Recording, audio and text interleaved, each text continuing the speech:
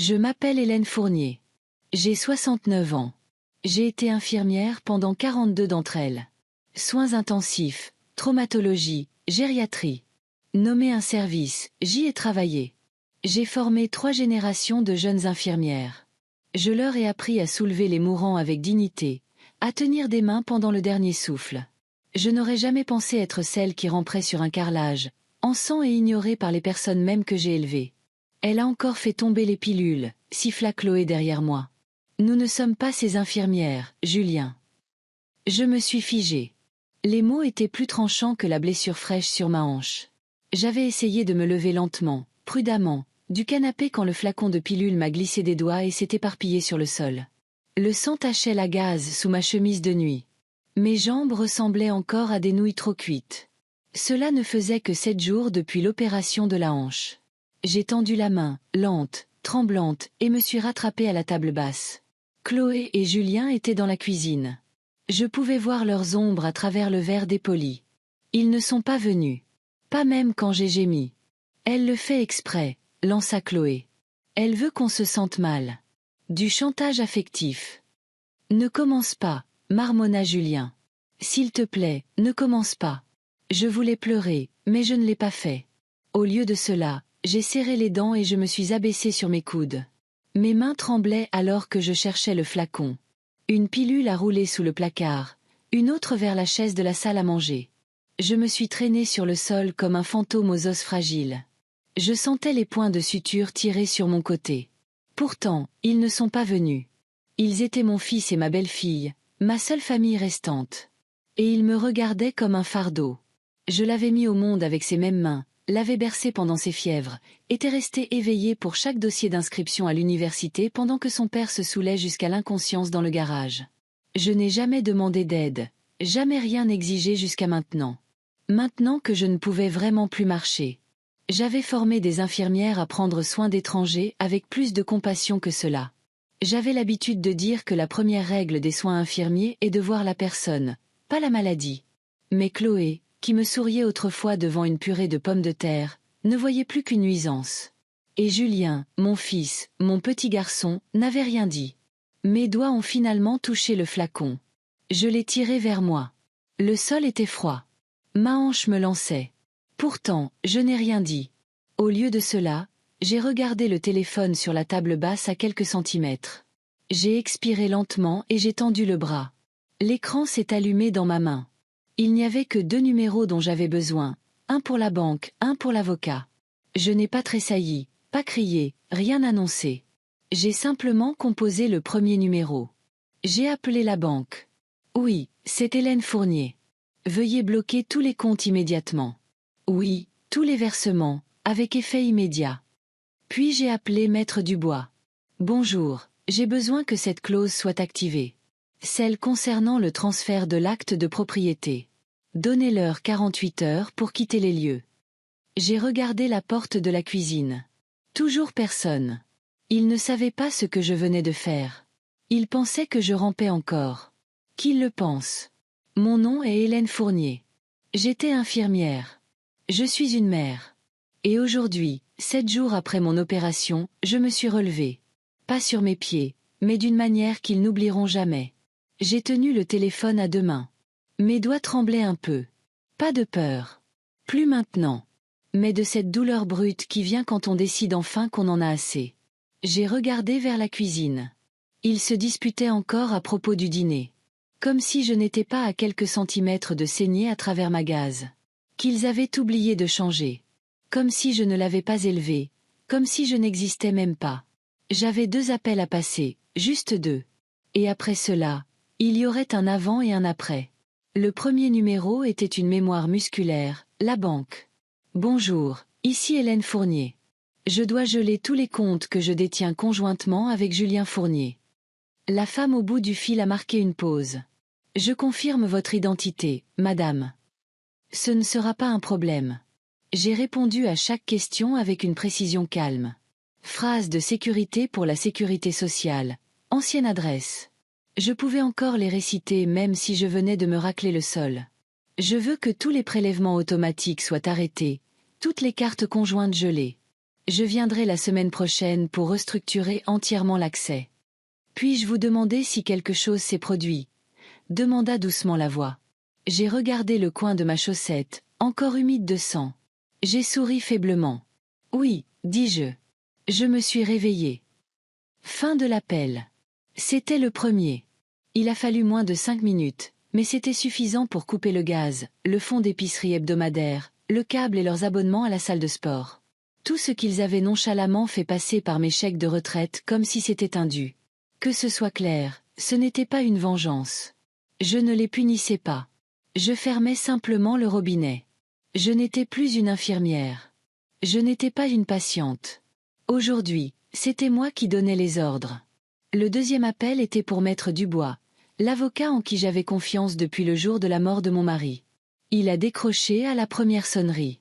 Hélène, comment se passe la convalescence?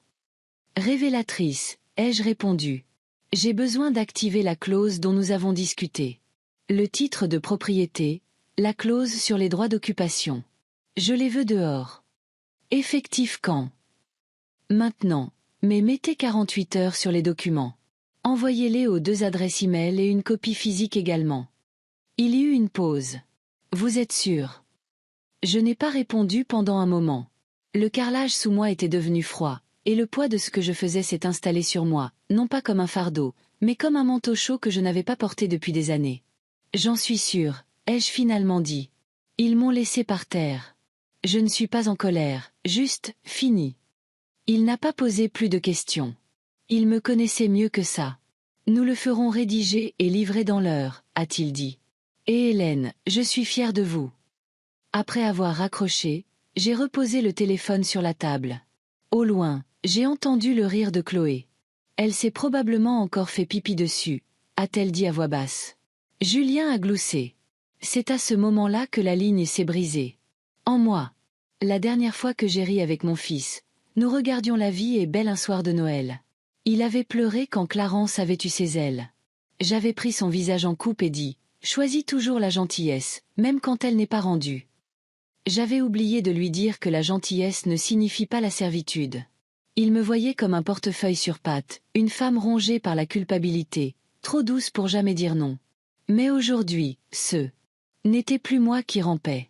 Je me suis lentement appuyé contre le canapé et j'ai expiré. Ma respiration s'est calmée.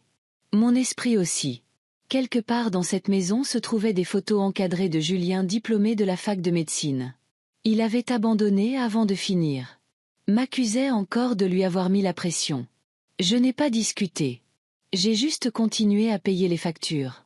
Mais il ne s'agissait pas de frais de scolarité, d'épicerie ou de trajet à l'aéroport. Il s'agissait de dignité. La mienne. Et aujourd'hui, je l'ai reconquise. Pas en criant, pas en me battant, mais en traçant tranquillement une ligne. Un appel à la banque, un appel à l'avocat, et une vie d'effacement de soi a commencé à se dissoudre. Je n'étais pas une infirmière. Je n'étais pas une patiente. Je n'étais pas une œuvre de charité. J'étais Hélène Fournier. Et pour la première fois depuis longtemps, c'était moi qui écrivais le dossier. Je n'ai pas toujours vécu dans le silence. Il fut un temps où ma maison résonnait des leçons de piano, des sessions d'études tardives et du rire profond et fatigué d'une femme qui tenait son monde ensemble avec du fil et des prières. Tout a commencé le jour où mon mari Édouard est décédé. Une crise cardiaque. Soudaine, brutale, impitoyable. Julien avait 15 ans. Je me souviens encore du regard dans ses yeux quand les ambulanciers sont partis. Il ne pleurait pas. Il avait juste l'air petit, comme s'il savait déjà le poids qui allait maintenant tomber sur mes épaules, ou pire, sur les siennes. J'ai enterré Édouard dans le costume bleu que nous avions choisi pour sa fête de départ à la retraite, celle à laquelle il n'a jamais assisté. Le lendemain matin, j'ai replié chaque morceau de moi-même et je me suis mise au travail. 3 gardes par jour, 16 heures en blouse. Chaque blessure que je nettoyais à l'hôpital, je la portais dans mes os en rentrant à la maison. Je gardais une marmite de ragoût sur le feu pour Julien, lui apprenais à repasser ses chemises, laissais des mots dans sa boîte à lunch jusqu'à ce qu'il soit assez grand pour les trouver embarrassants. Et quand les factures de scolarité ont commencé à arriver, j'ai fait ce que je devais faire. J'ai hypothéqué la maison. Je me souviens d'avoir signé ces papiers comme si je signais une partie de moi-même. Le conseiller m'a dit « Vous êtes sûre, Madame Fournier ?» J'ai souri. Il a une chance. Je ne vais pas la laisser passer parce que j'avais peur d'une deuxième hypothèque. Nous avons d'abord vendu la commode ancienne, puis le vaisselier, puis ma porcelaine de mariage. Tout sauf une pièce. Une seule tasse à thé, en porcelaine blanche avec un liseré doré délavé et une fine fêlure qui courait comme un éclair du bord à la base. Ce n'était pas la plus belle, pas la plus rare, mais c'était celle qu'Édouard et moi avions utilisée le soir où nous avons emménagé. Nous étions assis par terre dans cette même maison, entourés de cartons non ouverts, buvant de la camomille et rêvant de ce que nous deviendrions. Cette tasse est restée. Elle est restée même quand j'ai vendu la salle à manger. Même quand j'ai emballé chaque soucoupe et chaque plat dans du papier journal et les ai donnés à un étranger. Même quand la cuisine avait l'air vide et que Julien a demandé « Pourquoi garder celle-là, maman ?» Parce que certaines choses ne sont pas faites pour être utilisées, elles sont faites pour se souvenir. Cette tasse est restée sur le rebord de ma fenêtre pendant des années. Les nuits de pluie, je la tenais doucement dans mes deux mains, non pas pour y boire, mais pour sentir quelque chose qui ne m'avait pas encore quitté. À l'époque, Julien rentrait de l'école et laissait tomber son sac à dos près de la porte. « Salut, man », disait-il. Je le serrais dans mes bras même si je sentais l'antiseptique et la sueur. Il était gentil, attentionné. Il faisait bouillir de l'eau pour mes pieds quand il me faisait mal. Il s'asseyait à côté de moi à table, faisant semblant d'étudier pendant que je faisais des siestes éclairs entre les gardes. Une fois, j'ai marché 8 kilomètres pour rentrer à la maison après une double garde parce que le bus était en panne, et je n'avais pas 12 € à dépenser pour un taxi. Mais j'ai souri tout le long du chemin, tenant une lettre de refus de bourse dans une main et le bulletin de notes de Julien dans l'autre. Que des excellentes notes. Je pensais, ça en vaut la peine. C'est tout. Je portais cet espoir comme de l'oxygène. Chaque point que je cousais dans son avenir était cousu avec la foi. Qu'il se souviendrait que peut-être un jour, quand mes os vieilliraient et mes pas ralentiraient, il me tiendrait comme je l'avais tenu. Mais les gens oublient, surtout ceux que vous avez élevés en leur faisant croire qu'ils ont droit au soleil. Je n'ai rien eu pendant des années. Pas de week-end, pas d'amis, pas d'économie, pas d'assurance après Édouard. Mais j'avais un but. Et cette tasse en porcelaine toujours là, toujours fêlée, un peu comme moi, délicate, mais pas brisée. Quand je l'ai tenue hier soir après ces appels téléphoniques, j'ai remarqué que la fêlure s'était allongée. Le temps fait ça à la porcelaine et aux femmes. Mais ce que le temps ne pouvait pas faire, c'était effacer la femme qui s'était battue bec et ongle à travers chaque nuit silencieuse, chaque repas sauté, chaque garde debout, pour construire un avenir pour quelqu'un qui l'appelait maintenant un fardeau. Non, le temps ne me prendrait pas ça. Eux non plus. Parce que même s'il ne me restait qu'une tasse à thé, une ange fonctionnelle et un souffle de dignité, je le dépenserais judicieusement. Non pas pour mendier, mais pour me souvenir. Je me souviens encore de la première fois que Julien a ramené Chloé à la maison. Elle était posée, calme, son chemisier parfaitement rentré, pas un cheveu de travers. Elle a souri quand j'ai ouvert la porte, mais ses yeux étaient comme des scalpels, vifs, évaluants, disséquant tout avec une précision clinique et nette. J'ai pensé, elle est impressionnante. Elle va le rendre plus fort. À l'époque, je travaillais encore de longue garde. J'avais des rides d'expression gravées sur mon visage, de l'arthrite qui fleurissait dans mes articulations, et cette tasse à thé était toujours près de la fenêtre, attrapant la lumière comme si elle aussi attendait quelque chose de nouveau. Chloé a enlevé ses chaussures à la porte sans qu'on le lui demande.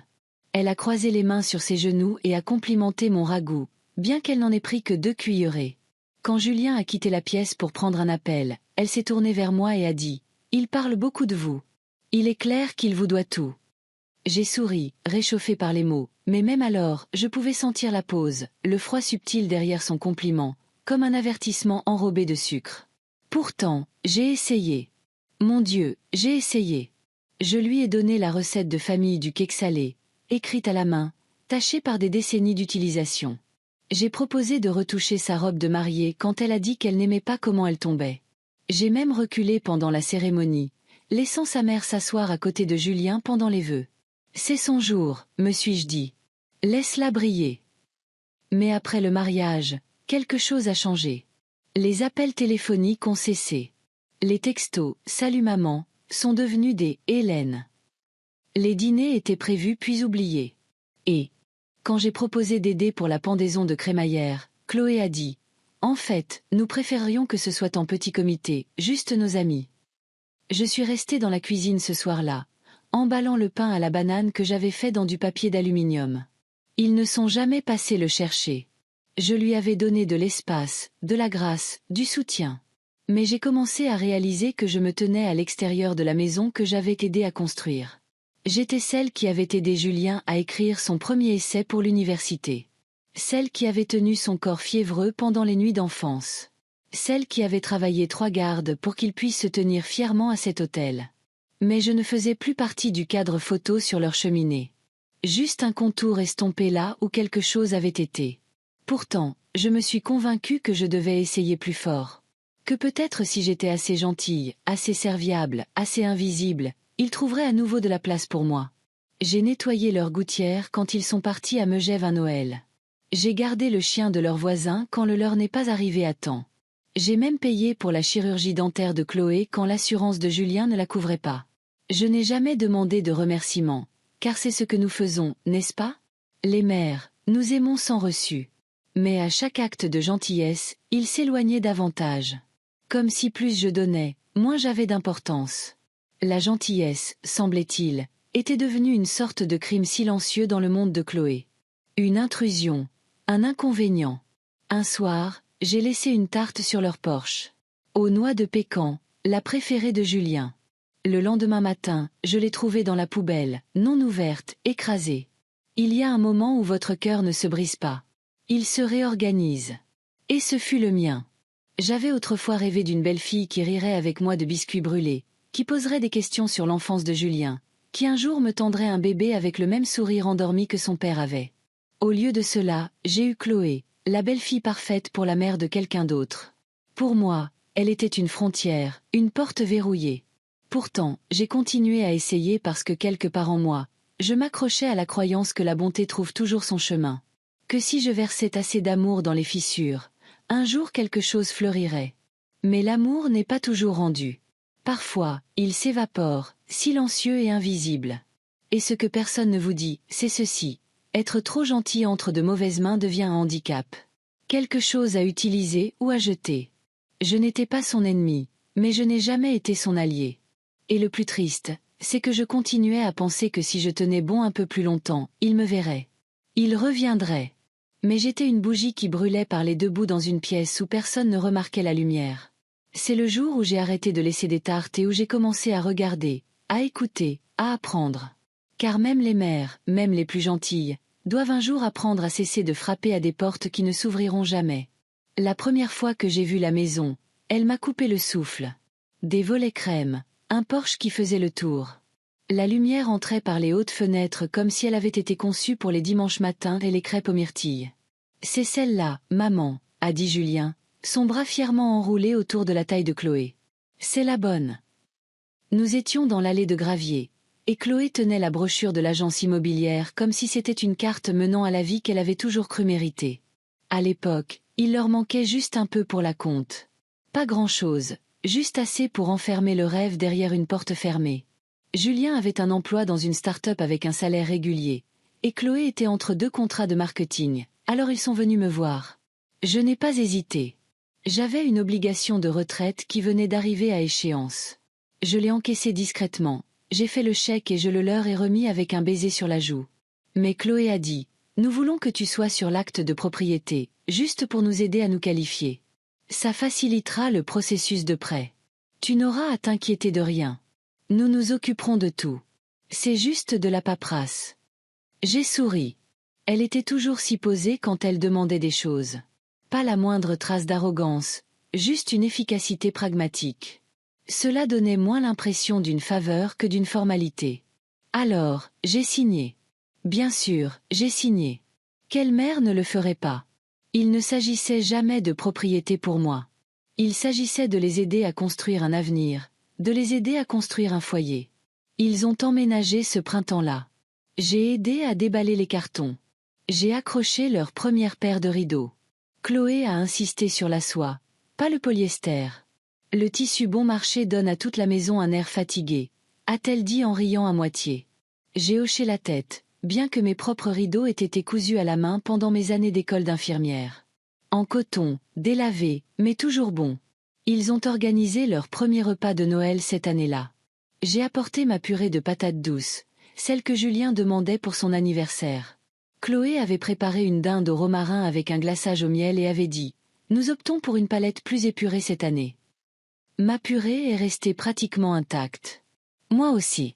Au fil des ans, j'ai commencé à remarquer la distance. Subtile au début. Chloé envoyait des textos au lieu d'appeler. « Préviens-nous avant de passer », a-t-elle écrit une fois. Le bébé a un horaire de sieste strict. Il n'y avait pas encore de bébé. La maison a commencé à paraître soignée, stérile, comme une page de magazine. Rien ne dépassait. Pas de jouets, pas de tasses dépareillées, pas de plaid avec des souvenirs. Un jour, j'ai remarqué que l'acte de propriété avait changé. Julien y figurait toujours, mais mon nom avait disparu. J'ai posé la question à Chloé doucement, prudemment. Elle a levé les yeux de sa tablette et a dit « Oh, ça. Nous avons renégocié le prêt il y a 2 ans. On ne voulait pas t'embêter avec la paperasse. Tu avais dit que tu ne voulais plus être impliqué financièrement. Tu te souviens ?»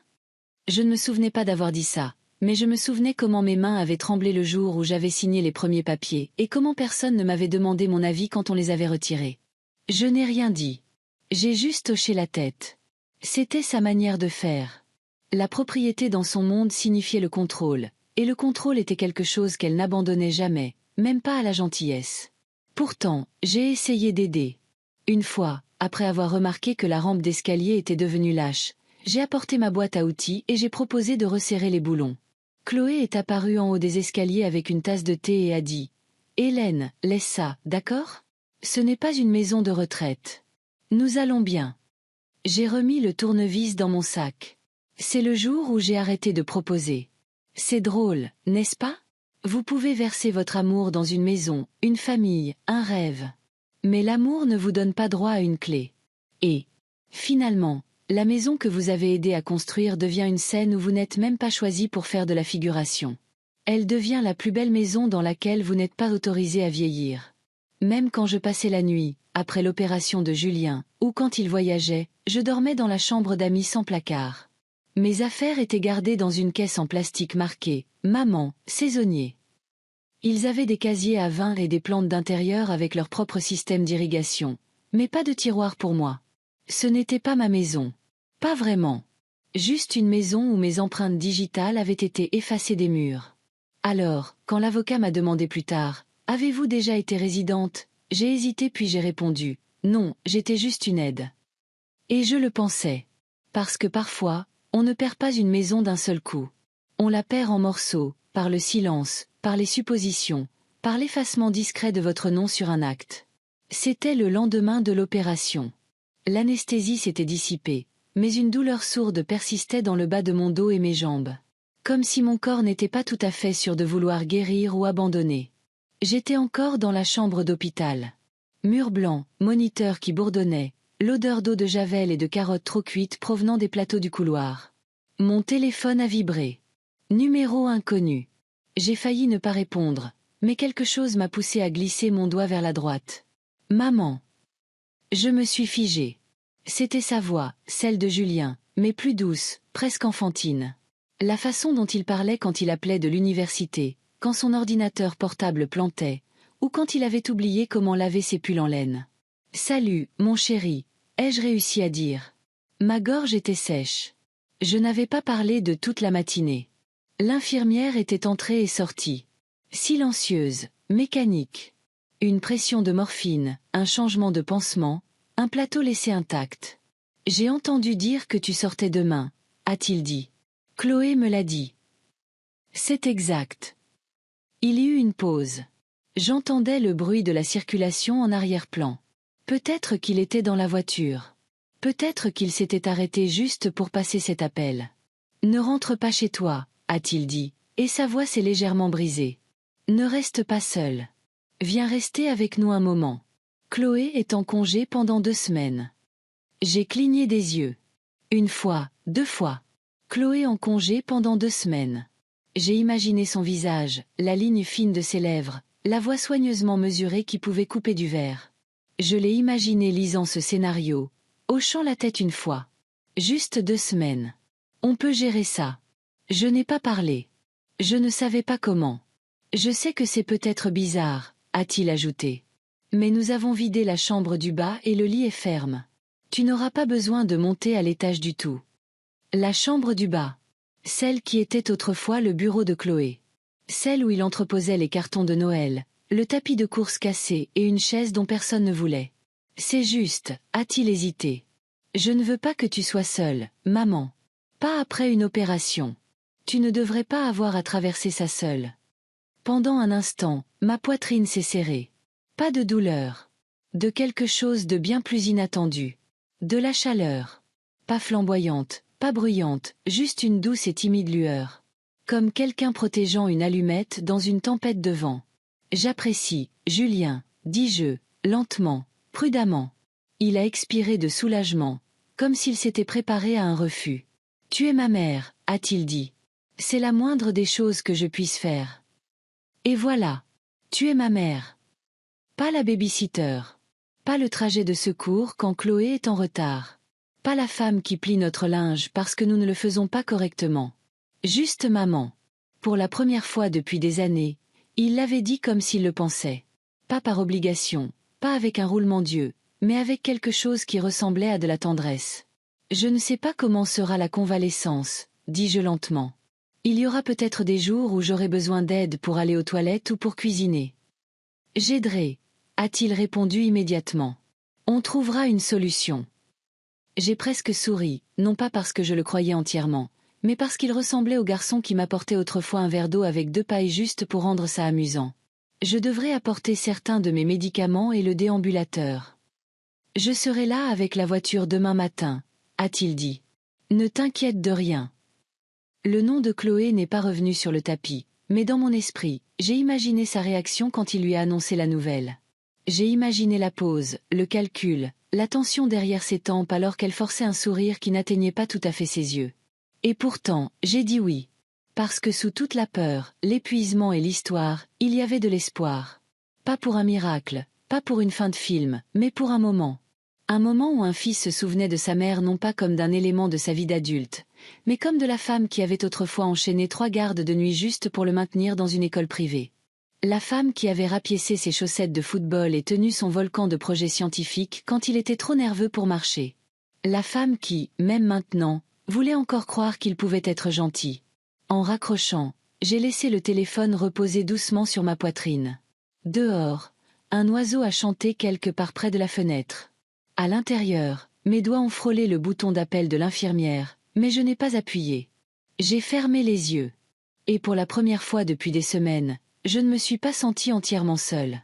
Le premier matin, de retour chez Julien et Chloé, je me suis réveillée seule dans la chambre du bas. Il n'y avait pas de bruit de pas, pas de voix, seulement le bourdonnement du réfrigérateur dans le couloir et un léger courant d'air sous la porte qui murmurait comme un invité indésirable. Mon déambulateur était appuyé contre la table de chevet, là où l'infirmière m'avait aidé à le placer lors de ma sortie. Chloé avait à peine parlé à l'hôpital. Elle avait signé les formulaires de sortie rapidement, les yeux rivés sur son téléphone. Son sourire n'avait jamais vraiment atteint ses yeux. Julien avait porté mon petit sac à l'intérieur. « Tu seras bien ici, maman », avait-il dit en tapotant la coudoir. « Chloé a même nettoyé cette chambre pour toi. » J'ai voulu demander, « Toi ou elle ?» Et combien son sourire lui a-t-il coûté pour le faire? Mais je suis restée silencieuse. Sur la table de chevet, il y avait un emploi du temps en papier, les heures tapées en Arial 12 points, imprimées sans cérémonie. Médicaments contre la douleur à 8h et 14h. Antibiotiques à midi. Laxatif le soir. En dessous, de l'écriture de Chloé, respecte ça. Ne saute rien. Je ne te courais pas après. À 8h15, personne n'est venu. À 8h30, j'ai utilisé le déambulateur pour me traîner jusqu'à la cuisine. Les pilules étaient disposées dans un pilulier hebdomadaire en plastique à côté d'un verre d'eau à température ambiante. Pas de mots, pas de petit déjeuner, juste le silence de l'obligation polie. Chloé est entrée 10 minutes plus tard dans sa tenue de sport, luisante de sueur, des écouteurs dans les oreilles. Elle m'a regardée comme si elle était surprise que je sois debout. « Tu aurais dû attendre. Et si tu étais tombée ?» dit-elle en ouvrant le réfrigérateur. Je ne voulais pas déranger. « Tu es en convalescence, dit-elle sèchement. Pas impotente. » J'ai hoché la tête, ne sachant pas comment répondre. C'est devenu le rythme de la semaine. Jour 2, de la soupe réchauffée laissée sur un plateau. Jour 3, Julien est parti à l'aube pour des réunions, est rentré tard, m'a embrassé sur le sommet de la tête comme si cela comptait comme une présence. Jour 4, j'ai demandé un deuxième oreiller. Chloé a cligné des yeux et a dit « Nous n'en avons plus de propre. » Désolé. Jour 5, personne ne s'est souvenu que j'avais un appel de suivi avec le chirurgien. Je l'ai pris seul. Jour 6, le chauffage de la chambre du bas a cessé de fonctionner. Chloé m'a dit de simplement me couvrir un peu plus. Chaque jour, je bougeais un peu plus lentement. Non pas à cause de l'opération, mais à cause du gel qui commençait à s'installer autour de mes côtes. Il n'y avait pas de questions comme « As-tu assez chaud ?» La douleur est-elle moins forte aujourd'hui ? Veux-tu du thé ? Juste le bruit de la vaisselle, des portes fermées, une télévision étouffée derrière les murs de l'étage. Ce vendredi soir-là, je me suis traînée lentement dans le salon juste au moment où Chloé empilait des assiettes dans le lave-vaisselle. J'ai remarqué que mon horaire de pilule indique 20 heures ce soir aussi, dis-je doucement. Elle n'a pas levé les yeux. C'est déjà sur le plateau. Je ne l'ai pas vue. Elle s'est retournée, les yeux vifs, la voix sèche. C'est à côté de ta bouteille d'eau, comme tous les soirs. Un silence s'est étiré entre nous. Le genre qui pince plus qu'il ne guérit. Je suis reconnaissante que vous m'ayez ouvert votre maison, dis-je prudemment. Chloé a fermé le lave-vaisselle avec un claquement sonore. Puis elle a dit, froidement, précisément, chirurgicalement. Tu sais, Hélène, nous aurions peut-être dû en parler. Honnêtement, tu aurais probablement été mieux dans un centre de rééducation. Ils ont des infirmières, des rampes, des sonnettes de chevet. Cette maison n'est pas construite pour ça. Nous travaillons. Nous sommes occupés. Je suis restée là, un pied en chaussette sur le carrelage de la cuisine, l'autre encore sur le tapis, comme si je n'étais pas encore complètement entrée, comme si je n'appartenais à aucun des deux côtés. Je comprends, dis-je plus bas que je ne le voulais.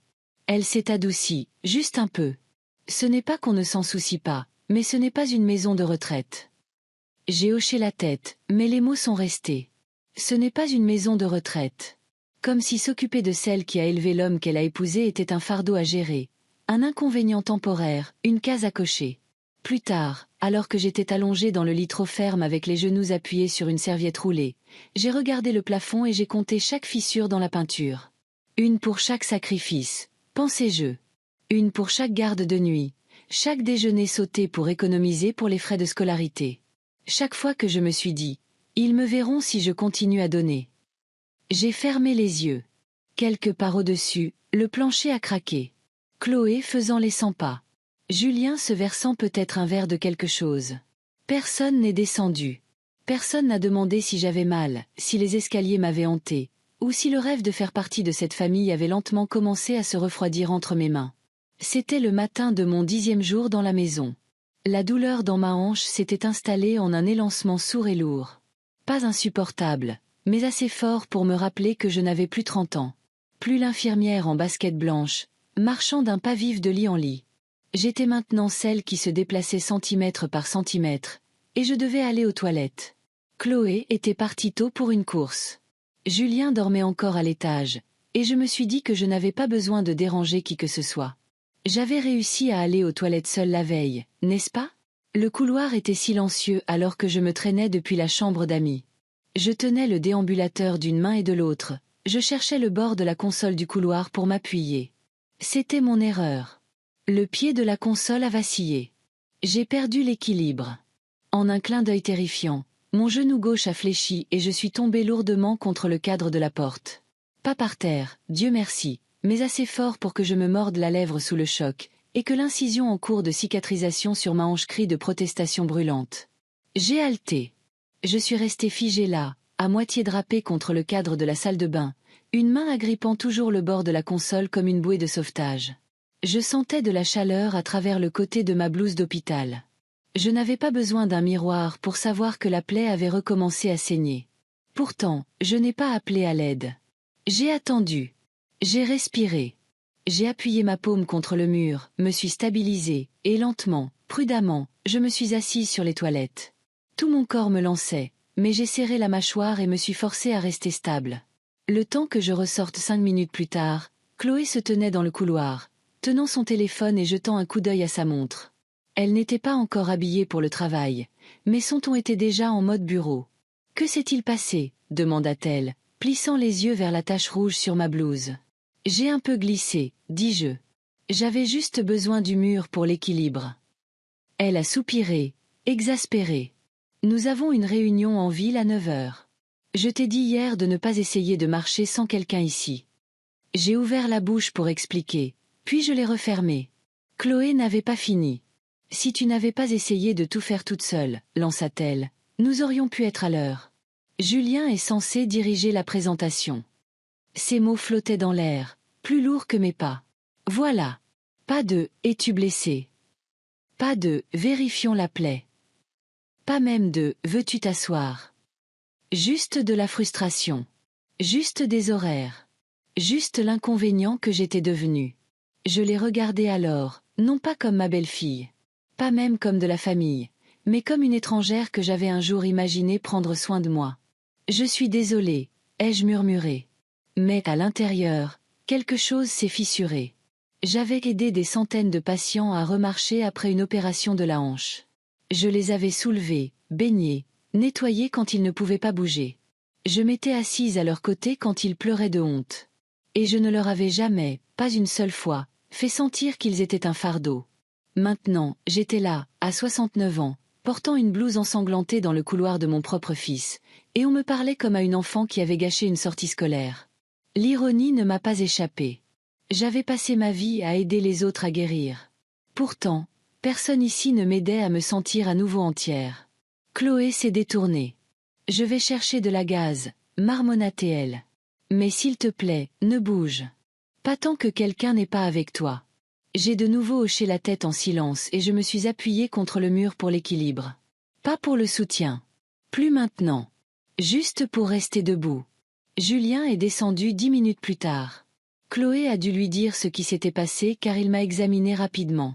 Puis il a dit « Maman, tu dois nous laisser t'aider à notre manière. Les choses sont différentes maintenant. » Je n'ai pas répondu parce que ce que je voulais dire était différent. Comment ? Qu'avant, on me voyait.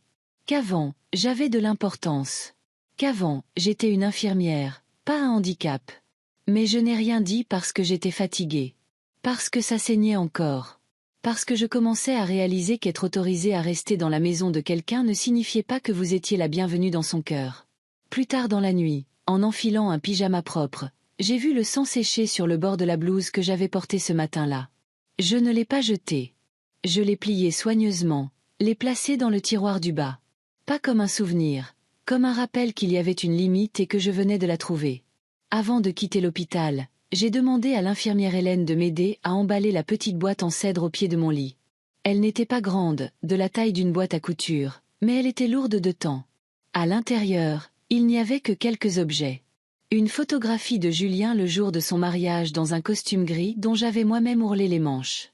Une carte d'anniversaire qu'il avait faite en CE1 avec des cœurs tremblotants dessinés au feutre rouge. Un bonnet bleu au crochet que j'avais fait à sa naissance. Quelques talons de billets d'une pièce de théâtre de lycée où il jouait un arbre silencieux.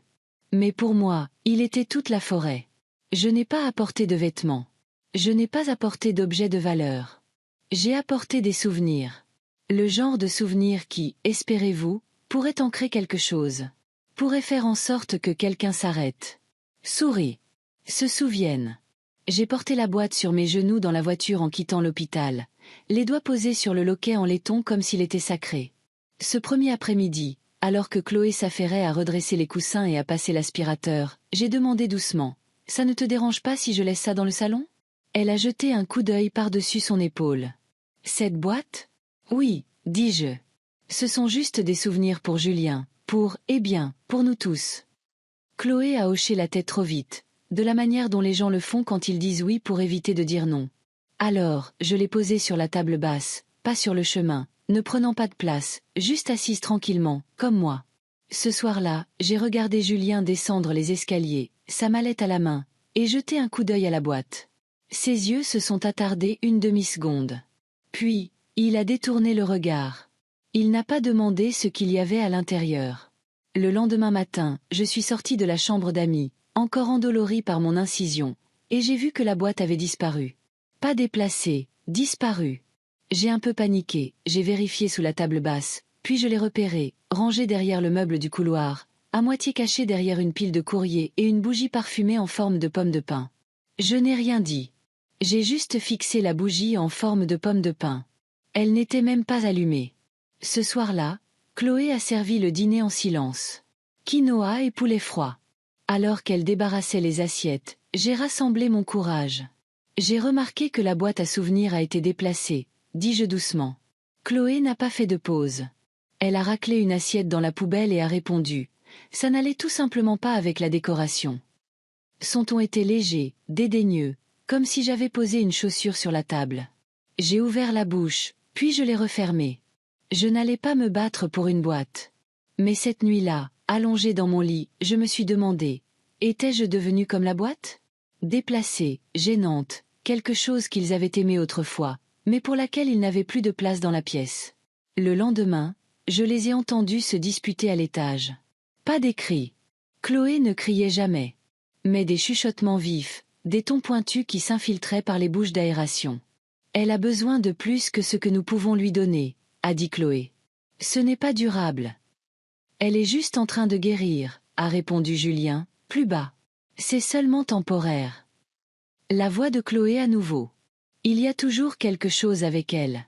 Elle apporte des choses, s'attend à des choses, comme si nous étions, je ne sais pas, son personnel. Celle-là m'a blessée. Le personnel. J'avais préparé mon propre petit déjeuner ce matin-là avec un bras appuyé sur le comptoir. Je n'avais pas demandé à Chloé de l'aide pour lasser mes chaussures. Je n'avais même pas mentionné la tache de sang qui persistait dans le couloir depuis ma glissade. Et pourtant, dans son esprit, je demandais trop. Ce soir-là, j'ai ramené la boîte dans ma chambre. Je me suis assise sur le bord du lit et je l'ai ouverte. La carte d'anniversaire était toujours là. À la meilleure maman, amour, Julien, 7 ans. J'ai souri. Puis j'ai pleuré. Pas fort, pas de façon dramatique, juste le genre de pleurs lent et silencieux qui vient quand on réalise qu'on a apporté une partie de soi-même, en espérant que quelqu'un dise « je me souviens ». Et qu'au lieu de cela, on vous dise « ça ne va pas avec les meubles ». Certains diraient qu'elle est leur mère, pas leur responsabilité. Ils sont jeunes, construisent leur carrière, leur vie. Elle devrait être en maison de convalescence. Les mères doivent savoir quand lâcher prise. Et c'est peut-être vrai. Mais je n'ai pas demandé à rester pour toujours. Je n'ai pas demandé de fleurs ni de parade. J'ai apporté une boîte d'amour. Et même ça, c'était trop. C'est là que j'ai commencé à comprendre. Parfois, il ne s'agit pas de l'aide que vous demandez. Il s'agit de l'inconfort que votre présence cause aux gens quand ils ont déjà décidé que vous n'appartenez plus à leur histoire. Personne n'a jamais ouvert la boîte. Pas une seule fois. Mais un jour, ils regretteraient de ne pas l'avoir fait. Il y a un certain ton que Chloé utilise. Pas cruel, pas même fort, mais sec, précis, comme une femme annonçant l'heure d'embarquement pour un vol que vous avez déjà manqué. Elle ne vous dit pas quoi faire. Elle dit simplement à la pièce ce qui se passe. Et d'une manière ou d'une autre, ce qu'elle dit devient toujours ce qui est. Ça a commencé modestement. Les plans pour le dîner. Elle suit un régime pauvre en sel maintenant, donc pas besoin de la sauce pour la dinde. Puis les cadeaux d'anniversaire. Julien et moi avons décidé de ne pas faire une grande célébration cette année. Juste une soirée tranquille, sans invités. Puis les vacances. Nous avons pensé que ce serait plus simple si nous restions chez nous pour Noël. Moins de route. Et Julien, mon Julien, hochait la tête, parfois même souriait comme si c'était ses propres idées. Mais je pouvais le voir. Cette brève pause, cette demi-seconde où il jetait un coup d'œil dans ma direction avant que les yeux de Chloé ne se tournent vers lui comme des rasoirs jumeaux. Je ne l'ai jamais remis en question. Jamais demandé « Est-ce vraiment ce que tu veux, Julien ?» Parce que j'ai été élevée pour être agréable. Élevée à croire que les bonnes mères ne créent pas de conflits. Elles les aplanissent. Alors, j'ai souri. Je me suis adaptée. Quand Chloé a choisi les rideaux de la maison du lac sans me demander mon avis, je suis restée silencieuse. Quand elle a décidé que Julien devrait donner les outils de mon défunt mari, personne ne les utilise, c'est juste du désordre, je me suis mordu la langue. Quand ils ont déménagé dans une maison à 15 kilomètres de là et ne m'ont donné la nouvelle adresse que des semaines plus tard, je me suis convaincue qu'ils avaient simplement oublié. Ce n'était pas le cas. Mais le déni est un endroit chaud où se reposer quand la vérité semble trop froide. Je me souviens, il y a environ 1 an, d'être assise en face d'eux lors d'un brunch. Chloé a mentionné qu'il pensait prendre un chien. Avant même que je puisse ouvrir la bouche, elle a ajouté « Ne t'inquiète pas, Hélène. Ce sera une race hypoallergénique. Pas de perte de poils.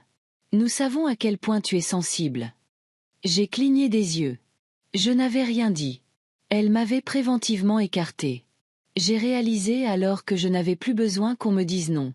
On ne me demandait tout simplement jamais mon avis en premier lieu. C'est une étrange forme d'effacement. Pas bruyant, pas cruel, mais constant, comme la pluie qui déforme lentement le bois d'un porche.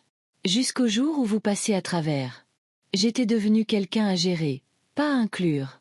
Un objet fragile sur une étagère qu'ils époussetaient quand des invités venaient. Et Julien, il me serrait parfois la main à la porte. Disait des choses comme « Merci d'être si compréhensive, maman ». Mais il n'a jamais demandé une seule fois « Que penses-tu de ça ?» Chloé avait une façon de l'envelopper dans sa logique, de faire en sorte que ses décisions sonnent comme si elles venaient d'eux, même quand ce n'était pas le cas. Chloé et moi avons parlé, et nous pensons qu'il vaut mieux sauter le repas de la Toussaint cette année. Juste besoin d'un peu de calme. Chloé et moi sommes d'accord. Tu ne voudrais probablement pas voyager par ce temps. Chloé pense que le centre de rééducation pourrait en fait être une meilleure solution. Ils ont des infirmières là-bas. Nous essayons juste de faire ce qui est le mieux. Nous. Ce mot. Il signifiait autrefois Julien et moi. Maintenant, c'était le pronom royal de Chloé. Une couronne qu'elle portait avec précision. Je ne la déteste pas. C'est ça le truc. Chloé est organisée, vive, efficace. Elle gère tout, des finances aux livraisons de meubles, avec une grâce qui impressionnerait un PDG. Mais quelque part en chemin, j'ai cessé d'être quelqu'un qu'elle voulait inclure. Je suis devenu quelqu'un qu'elle devait contenir. Et j'ai laissé faire. Parce que chaque fois que je voulais m'opposer, je pensais, si je dis quelque chose, Julien sera pris entre deux feux. Si je ne suis pas d'accord, on me considérera comme difficile. Si je fais des vagues, je pourrais perdre même cette petite place à la table. Alors, je suis restée silencieuse. Je me suis effacée. J'ai cédé. Mais le silence est une dette qui s'accumule. Et maintenant, allongée dans ce lit d'amis, le corps recousu et la dignité s'effilochant un fil à la fois, je ne peux m'empêcher de demander « Combien de fois me suis-je diminuée pour maintenir la famille unie, pour finalement découvrir que j'avais disparu ?» Je pensais que l'endurance était de l'amour. Je pensais que la flexibilité me rapprocherait d'eux. Je pensais que si je maintenais la paix assez longtemps, ils finiraient par m'accueillir, non pas comme une obligation, mais comme une personne qui comptait. Mais un amour qui n'existe que lorsque vous êtes silencieux n'est pas de l'amour. Et une paix qui se fait au détriment de soi-même n'est pas la paix. J'ai cru un jour que si je donnais juste un peu plus, je pourrais maintenir la famille unie. Mais je n'ai jamais demandé qui me tenait, moi. Julien m'a dit un jour qu'il voulait être médecin. Il avait 10 ans, sa voix encore douce sur les bords, encore maladroite avec la certitude. Il avait dessiné un cœur de travers avec des veines rouges et bleues qui jaillissaient comme des feux d'artifice et l'avait scotché sur le réfrigérateur. « Je vais sauver des vies comme toi, maman », avait-il dit fièrement. Sauf que je ne m'évanouirai pas en voyant du sang. Je me souviens avoir ri si fort que j'ai failli laisser tomber l'assiette que j'essuyais. Il m'avait surprise une fois, des années auparavant, assise dans la salle de pause de l'hôpital, la tête entre les genoux, après un cas de traumatisme horrible. Je ne savais pas qu'il s'en souvenait. Après qu'il soit allé se coucher, je suis restée debout à plier le linge en pensant à quel point il était brillant, à quel point il avait du feu, à quel point le monde ne l'avait pas encore émoussé. C'était un enfant curieux, pas seulement intelligent, mais avide de savoir. Il lisait des livres d'anatomie pour le plaisir, se faufilait dans mes revues médicales quand il pensait que je ne regardais pas. Il a demandé un jour s'il pouvait me suivre au travail. Et quand j'ai dit non, il m'a suivi à la maison à la place, observant comment je nettoyais une coupure, comment je bandais une entorse, comment je calmais les patients au téléphone. Alors, j'ai économisé chaque centime que je pouvais. J'ai sauté les déjeuners à la cafétéria, j'ai apporté du porridge dans un thermos tous les jours pendant 1 mois, et finalement, je lui ai acheté ce modèle de squelette anatomique en plastique qu'il avait entouré dans un magazine. 89,95 € plus les frais de port. C'était le premier colis qu'il a suivi chaque jour après l'école. Quand il est arrivé, il l'a ouvert sur le sol de la cuisine, disposant chaque membre comme un puzzle sacré. Il l'a appelé Harold. Harold le squelette. Il étudiait avec Harold tous les soirs. Il a appris les os plus vite que je ne l'avais prévu. Un soir, Il m'a corrigé sur la différence entre le cubitus et le radius. Ça ne m'a même pas dérangé. Je pensais, j'espérais, qu'un jour il porterait la blouse blanche que je n'ai jamais pu porter à plein temps. Qu'il traverserait la scène de remise des diplômes avec moi dans le public, retenant mes larmes. Qu'il deviendrait quelqu'un qui ne voulait pas seulement aider, mais qui le faisait. Et pendant un certain temps, cela a semblé être le cas. Il est entré en prépa médecine. Il avait les notes, le charme, la motivation. Puis Chloé est entrée dans sa vie. Elle n'était pas cruelle. Pas à l'époque. Juste polie, efficace. Le genre de personne qui vous demande comment vous allez, puis n'attend pas la réponse. Julien s'est adouci à ses côtés. Il s'en remettait plus à elle, questionnait moins. Lentement, Harold a déménagé de son bureau au placard. Puis les livres ont cessé d'arriver. Puis la blouse de laboratoire a disparu de l'arrière de sa porte. J'ai demandé une fois, doucement, qu'est-il arrivé à la médecine? Il a haussé les épaules. Chloé pense que la fac de droit est plus logique. Moins salissant. Puis il m'a embrassé sur la joue et a changé de sujet. Je n'ai pas insisté. Je me suis dit, c'est un homme maintenant. Laisse-le choisir. Mais ce n'était pas sa voix que je continuais d'entendre quand les décisions étaient prises. C'était la sienne. Et maintenant, alors que je suis allongée ici, en convalescence dans une maison qui n'est pas vraiment la mienne, entourée d'horaires que je n'ai pas approuvés et de silences que je n'ai pas causés, je me demande, quand mon fils a-t-il oublié qu'il voulait guérir les gens?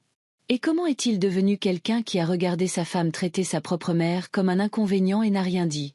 Il n'a pas été élevé comme ça. Je ne l'ai pas élevé comme ça. Il fut un temps où Julien ne supportait pas de me voir fatiguée. Il me versait du jus après mes gardes de nuit, mettait de la lotion sur mes mains gercées.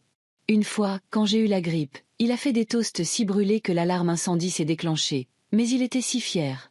Il a dit, « Tu t'occupes toujours des gens. Laisse-moi le faire pour une fois. » Ce garçon, il a disparu. Ou peut-être pas disparu, juste enterré. Enterré sous une conformité polie. Sous le poids d'un mariage où le silence maintient la paix et la complicité garde le calendrier clair. Parfois, je le regarde encore et je cherche des traces. Un regard, un soupir, un mot. Un indice que le garçon qui a nommé un squelette Harold et voulait sauver des vies est toujours là. Qu'il sait que ça, ce n'est pas la mère qu'il rêvait d'honorer. Mais tout ce que je trouve, c'est de la distance, un ton mesuré. Un fils qui parle de sa propre mère à la troisième personne en expliquant à Chloé. Elle va bien. Ne t'inquiète pas pour ça. J'ai cru un jour que si vous versiez assez d'amour dans quelqu'un, il le porterait toujours. Que ça collerait, les ancrerait, les empêcherait d'oublier d'où ils venaient. Mais parfois, l'amour est comme les os du squelette en plastique d'Harold. Démonté, rangé, toujours entier quelque part, mais inutilisé. Et je me demande si je pouvais atteindre la version enfant de Julien maintenant. Serait-il fier de l'homme qu'il est devenu? Ou demanderait-il, lui aussi, quand avons-nous commencé à laisser maman derrière? Le coup à la porte n'était pas fort, juste 2 petits coups, fermes, mesurés, comme tout ce que faisait Maître Dubois. Il est entré, portant une mallette en cuir noir et le genre de silence que seuls les avocats apportent, professionnel, retenu, nécessaire. Il m'a salué d'un signe de tête, pas chaleureusement, mais avec respect. « Madame Fournier », a-t-il dit. « Nous allons faire cela aussi efficacement que possible. » Il s'est assis à la table de la salle à manger, la même table que Chloé avait un jour déclarée trop encombrante pour un goût moderne. La même table qu'ils utilisaient maintenant pour poser des contenants de livraison au lieu de vrais repas. Maître Dubois a ouvert sa mallette. Le clic des verrous métalliques a résonné bien trop fort dans cette pièce silencieuse. Cela m'a fait tressaillir. Il a disposé les documents un par un, lissant les bords avec sa paume comme s'il préparait des instruments chirurgicaux. Le langage était précis. Protection des actifs, révocation de la procuration, conditions de logement temporaire, réaffectation de l'entiercement. Chaque page semblait plus froide que la précédente. Il parlait en travaillant. En cas de rétablissement complet, nous passons à la partie B. Sinon, vos intérêts légaux restent intacts. Clic, retournez. Signez ici. Votre résidence principale n'est plus accessible conjointement. Cela garantira que le contrôle vous revienne entièrement d'ici mercredi. Clic, paraphé ici. J'ai regardé son stylo bouger comme un scalpel. Propre, tranchant, sans émotion. Et pourtant, je ressentais tout. Mes mains tremblaient en attrapant la première page. Ce n'était pas de la peur. Pas exactement. C'était le poids. Le poids de faire quelque chose pour moi-même. Pour une fois. Pendant des décennies, chaque formulaire que j'avais signé avait été pour les autres. Formulaire de consentement pour l'école de Julien, décharge médicale pour les patients, demande de prêt avec le nom d'Édouard en haut, carte de fidélité de supermarché avec les préférences de Chloé. Même le chèque que j'avais fait pour leur mariage avait son nom en premier. Mais ce document, il ne mentionnait pas Julien. Il ne mentionnait pas Chloé. Il n'y avait pas de clause, pour le bien de la famille. Pas de langage sur les décisions partagées. C'était juste moi. Mon nom, mes droits, mon choix. Maître Dubois a fait une pause quand il m'a vu hésiter. Ses yeux ont rencontré les miens. Pas méchamment. Vous n'avez pas à vous presser, a-t-il dit. Mais vous m'avez appelé pour une raison. J'ai hoché la tête lentement. Oui, j'avais appelé. J'avais pris ce téléphone après que Chloé ait claqué la porte du lave-vaisselle et que Julien ait marmonné quelque chose sur le besoin d'espace. J'avais appelé après avoir passé 6 nuits à rejouer le silence de mon fils et le mépris de sa femme. J'avais appelé au moment où j'ai réalisé que l'amour que je leur avais versé était devenu la permission pour eux d'oublier que j'existais. Alors maintenant, j'ai pris le stylo. L'encre a bougé comme un murmure. J'ai signé mon nom avec des traits soignés. Hélène Fournier. Pas seulement une mère ou une infirmière ou le personnage secondaire de quelqu'un. Une personne, une femme, une vie à elle. Page 1, puis 2. J'ai appuyé plus fort sur la 3e, comme pour l'imprimer dans plus que du papier. À la 4e, ma signature ne tremblait plus. Maître Dubois a continué. Il y a aussi un ordre de virement pour les fonds que vous avez mentionnés. Il contournera le compte joint et ira directement à votre fiducie sécurisée. Il a fait glisser le papier sur la table. Une fois que vous aurez signé ceci, personne ne pourra y toucher sauf vous. J'ai regardé le chiffre. Les nombres se sont brouillés un instant. Non pas parce que je ne comprenais pas, mais parce que je comprenais. Cet argent, il était destiné à leur avenir, à leur bébé, à leurs rêves. Mais où étais-je dans cet avenir? Qui avait fait de la place pour mes rêves? Qui m'avait demandé si je voulais rester ou partir ou respirer par moi-même? J'ai signé. Quand ce fut terminé, Maître Dubois a empilé les papiers soigneusement et les a remis dans sa mallette. La livraison est prévue pour demain matin, a-t-il dit. Ils auront 48 heures pour répondre à l'avis d'expulsion. Il l'a dit simplement, comme s'il s'agissait de la météo. Et c'était peut-être une tempête qui se préparait depuis des années. Mais cette fois, je n'étais pas sous la pluie sans parapluie. Je l'ai raccompagné à la porte. Il a fait une pause juste avant de partir. J'ai travaillé avec beaucoup de familles, Madame Fournier, a-t-il dit. La plupart des gens attendent trop longtemps pour se protéger. Vous ne l'avez pas fait.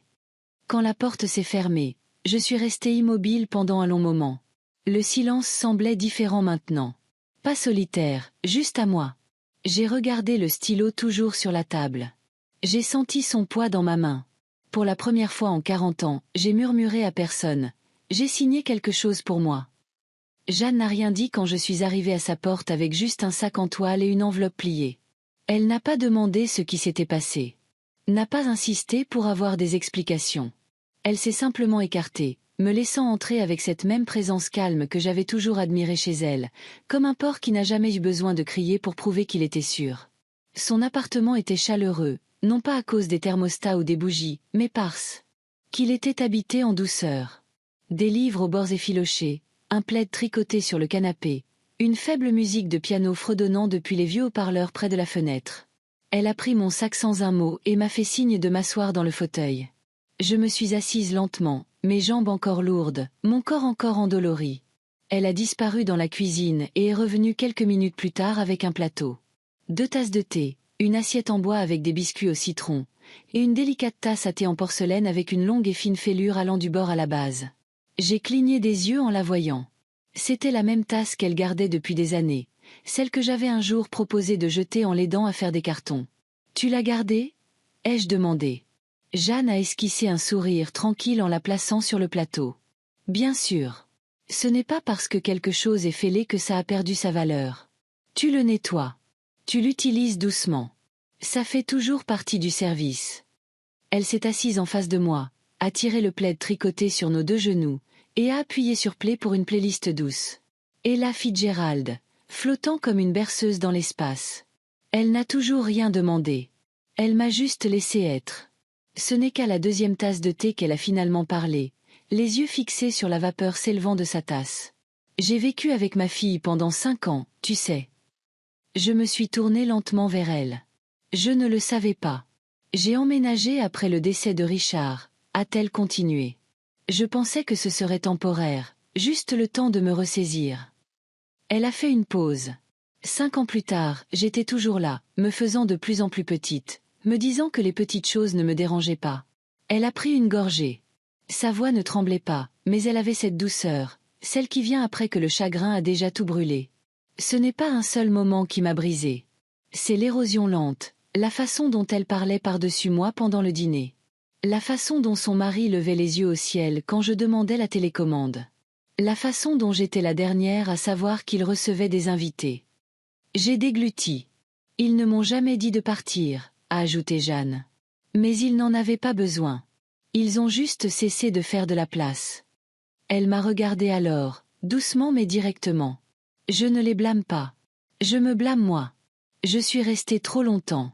Je n'arrêtais pas de penser que si je tenais bon, ils se souviendraient de qui j'étais pour eux. Elle a posé sa tasse avec précaution. Mais l'amour sans limite se transforme en permission. Et quand les gens pensent que vous ne partirez jamais, ils arrêtent d'essayer de vous donner envie de rester. Je n'ai réalisé que je pleurais que lorsque j'ai senti sa main se refermer sur la mienne. Elle était chaude, stable, le genre de main qui savait tenir le silence comme un cadeau plutôt que comme un fardeau. Je pensais que je faisais ce que les mères font, ai-je murmuré. Rester, être utile, pardonner. Jeanne a hoché la tête. Nous le faisons toutes, jusqu'à ce que nous ne le fassions plus. Elle s'est levée, est retournée à la cuisine et est revenue avec un petit torchon. Elle a doucement essuyé la larme sur ma joue comme si j'étais une enfant. Puis elle a pris la tasse fêlée et l'a tenue à la lumière. Tu sais pourquoi j'ai gardé celle-ci? J'ai secoué la tête. Parce qu'elle me rappelle que guérir ne consiste pas toujours à réparer les choses. Parfois, il s'agit de les honorer. Cette petite fêlure, elle l'a tracée avec son doigt, c'est par là que la lumière entre. Nous n'avons pas parlé pendant un moment après ça. Juste assise, écoutant la musique, le cliquetis silencieux des tasses, le doux tic-tac de l'horloge dans le couloir. J'ai de nouveau regardé son appartement. Pas grand, pas cher, mais le sien. Chaque objet avait une histoire. Chaque coin était soigné. Et d'une manière ou d'une autre, j'ai réalisé que c'était le premier endroit depuis des mois où je n'avais pas l'impression de devoir prouver que je méritais d'exister. Pas d'attente, pas de jugement, pas d'horaire de médicaments scotchés au réfrigérateur. Juste moi, Jeanne, et la tasse fêlée entre nous. Entière à sa manière. Et pour la première fois depuis ce qui semblait une éternité, je me suis laissée aller en arrière, j'ai fermé les yeux, et j'ai respiré. C'est arrivé à 6h12 du matin. J'étais assise à la petite table de cuisine de Jeanne, les mains enroulées autour d'une tasse de tisane chaude, regardant par sa fenêtre alors que l'aube filtrait à travers les stores en douces rayures grises. Mon téléphone a vibré une fois, puis une autre. Chloé, c'est comme ça que tu nous remercies. Tu as été ici 1 semaine. 1 semaine. Et tu as déjà déchiré cette famille. Les mots étaient nets, précis, comme un scalpel. Je suis restée assise un long moment, lisant et relisant. Il n'y avait pas de salutation, pas d'inquiétude, pas de « comment te sens-tu ?» Juste du blâme. Un verdict froid tapé dans une police nette. Pas une seule question. Comme si ma présence avait été une sorte de toxine. Comme si toutes les années que j'avais passées à coudre cette famille ensemble pouvaient être défaites en 7 jours par ma simple existence. Jeanne dormait encore. Son appartement était silencieux mais bienveillant, comme un sanctuaire qui ne vous précipite pas dans la réaction. Alors je n'ai pas répondu. 10 minutes plus tard, le deuxième message est arrivé. Julien, maman, il faut que je te parle. C'était tout. Pas de ponctuation, pas de « salut », pas de « je suis désolé ». Juste une convocation de 4 mots, comme si j'étais toujours de garde, portant toujours mon badge d'infirmière, toujours attendue au poste quoi qu'il vienne de se passer. J'ai fixé son nom qui brillait sur l'écran, attendant bêtement, peut-être un deuxième message. Peut-être quelque chose comme « je suis désolée que Chloé ait parlé comme ça », ou même juste « est-ce que ça va ?» Mais rien n'a suivi. Juste ces 4 mots. Statique, froid, vide de reconnaissance. Et c'est à ce moment-là que j'ai enfin compris quelque chose que j'avais refusé d'affronter pendant des années. Je les avais formés ainsi. Je leur avais appris que je décrocherais toujours, que je réparais toujours, que je me plierais toujours en quatre pour aplanir leur vie. Même dans ce lit d'hôpital, recousue et tremblante, j'avais encore essayé de leur faciliter les choses. J'avais tout donné à Julien. Ma force, mon corps, mon silence. Et maintenant, je devais me sentir coupable d'avoir enfin dit non. Non, je n'ai pas répondu. J'ai laissé le message là, non lu. Non pas comme une punition, mais comme une preuve. La preuve que je pouvais enfin, me choisir sans explication. Parce que le silence n'est pas une agression. Le silence n'est pas une manipulation. Le silence n'est pas cruel. Parfois, le silence est simplement le dernier endroit où se tenir quand chaque mot que vous avez prononcé a été retourné contre vous. J'ai fermé les yeux et j'ai murmuré à personne. Je ne disparais pas. Je protège ce qu'il reste. La partie de moi qui souffrait encore en se souvenant du petit Julien à 10 ans, brandissant un stéthoscope jouait et disant « Je veux aider les gens comme toi, maman ». La partie de moi qui voulait encore croire qu'il était là, quelque part. Mais je n'allais plus creuser. Pendant si longtemps, je me suis dit que l'amour signifiait s'accrocher plus fort. Mais le véritable amour, celui qui guérit au lieu de lier, signifie parfois lâcher prise. J'ai posé mon téléphone face contre la table et j'ai siroté ma tisane. Jeanne s'est réveillée dans l'autre pièce, ses pas feutrés se dirigeant vers moi. Elle a jeté un coup d'œil au téléphone, puis à mon visage. N'a rien demandé. A juste ouvert le placard, a sorti 2 bols et a commencé à préparer le petit déjeuner. C'était une chose si simple, mais ça m'a ancré. Pour une fois, je ne vivais pas dans l'urgence de quelqu'un d'autre. On ne me culpabilisait pas pour me ramener à la soumission. Je ne négociais pas ma propre valeur. J'étais ici, dans cette pièce, à ce moment. Et pour la première fois depuis des décennies, je n'avais pas peur d'être qualifiée d'égoïste, parce que j'ai enfin compris que ce n'est pas égoïste d'arrêter de saigner pour des gens qui traitent vos blessures comme des inconvénients. Ce matin-là, je n'ai répondu à aucun des 2 textos. Je ne me suis pas justifiée. Je ne me suis pas défendue. Je suis juste restée là, entière, silencieuse, immobile. Non pas pour les punir, mais pour protéger la femme qui apprenait enfin que l'amour, le véritable amour, commence à l'intérieur. La lettre est arrivée pliée en 3, glissée dans une enveloppe rose pâle sans adresse de retour. Seulement mon nom, Hélène Fournier, manuscrit dans la même écriture en boucle que je n'avais pas vue depuis plus d'1 décennie. Au début, je ne l'ai pas reconnue. Elle était arrivée avec la pile habituelle. Des publicités, un dépliant de coupons, une facture de service public dont je n'avais plus à me soucier. Mais cette lettre, légère comme un souffle, m'a arrêtée net. Je l'ai rentrée et l'ai posée sur la table à côté de ma tisane. Jeanne y a jeté un coup d'œil, puis m'a regardée en haussant un sourcil. J'ai secoué la tête, incertaine. Aucune idée. Ce n'est qu'en voyant la formule de politesse que je me suis souvenue. Élise. Elle n'avait que 23 ans quand elle a rejoint le service. Une nouvelle infirmière, fraîchement sortie de l'école. Tout en air et en coude pointu. J'avais vu quelque chose en elle, une fragilité. Elle essayait trop fort de la cacher. Élise n'était pas seulement novice. Elle se noyait tranquillement derrière un sourire. Une nuit, bien après les heures de visite, je l'avais trouvée dans la salle des médicaments, assise par terre, le dos contre le mur, les mains tremblantes. « Je ne peux pas faire ça », avait-elle murmuré, les larmes coulant. « Je ne suis pas comme vous. Je ne suis pas forte comme vous. Je n'ai pas fait la morale. Je n'ai pas offert de clichés. Je me suis juste assise à côté d'elle, je l'ai laissée pleurer. Puis j'ai sorti un mini paquet de crackers que je gardais dans la poche de mon manteau et j'ai dit « Si tu vas faire une dépression, tu ferais mieux de manger quelque chose de salé avec. » Nous avons ri. C'était peu de choses, mais quelque chose a changé en elle après ça. Élise est restée, a grandi, est devenue l'une des meilleures infirmières avec qui j'ai jamais travaillé. Elle a même commencé à former les nouvelles recrues, m'appelant sa marraine de service. Nous nous étions perdus de vue après ma retraite. Et maintenant, cette lettre. Je l'ai ouverte lentement, lissant les plis. Ces mots se sont déversés à l'encre bleue, écrits comme une conversation que nous n'avions jamais pu terminer. Chère Hélène, cela fait plus de 10 ans, mais pas une semaine ne s'est écoulée sans que je pense à vous. J'ai entendu par quelqu'un à l'hôpital que vous aviez été opéré récemment.